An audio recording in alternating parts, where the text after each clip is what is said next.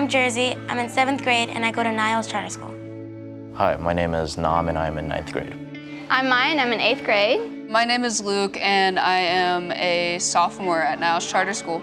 Hi, my name is Grace, and I'm in 11th grade. Taking care of my mental health matters to me because it's like how I'm doing, and it's how I'm going to interact with other people, it's how I'm going to do in class, it's how I'm going to be able to fully enjoy things around me and the gifts that I get. It's just like everything to me because it all starts here.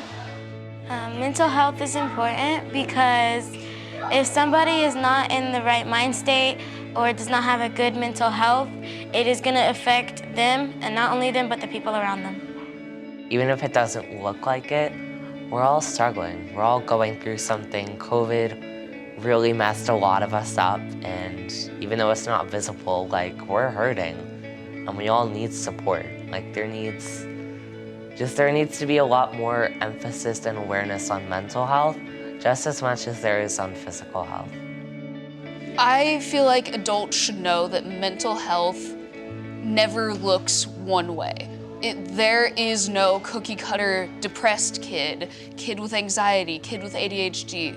Everyone presents it differently, and you just have to listen to what they need, you know? Like, they will tell you if you form that trust bond with them.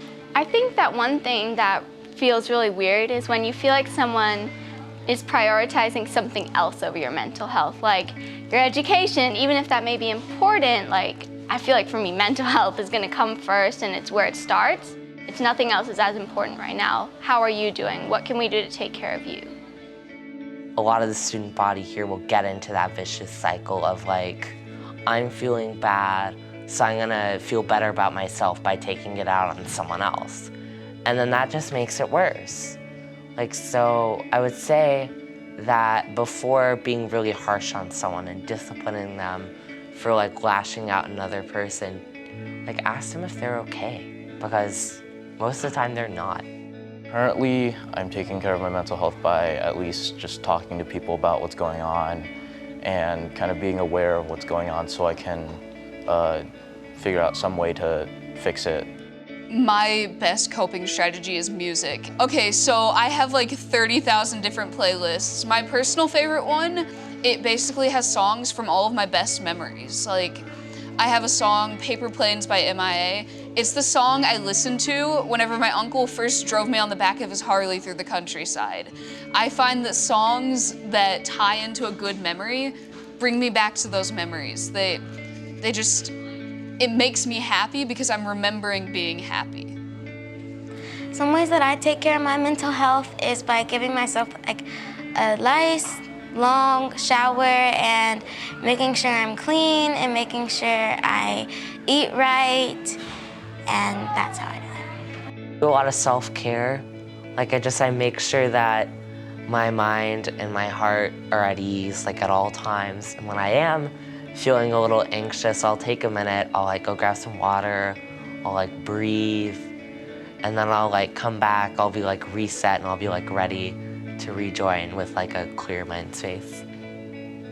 Teachers, counselors, guardians, I feel like the best way they can support your mental health is, one, forming a close relationship with you. Nobody's gonna open up about their mental health if they don't trust you to do so. It's such a vulnerable state of being.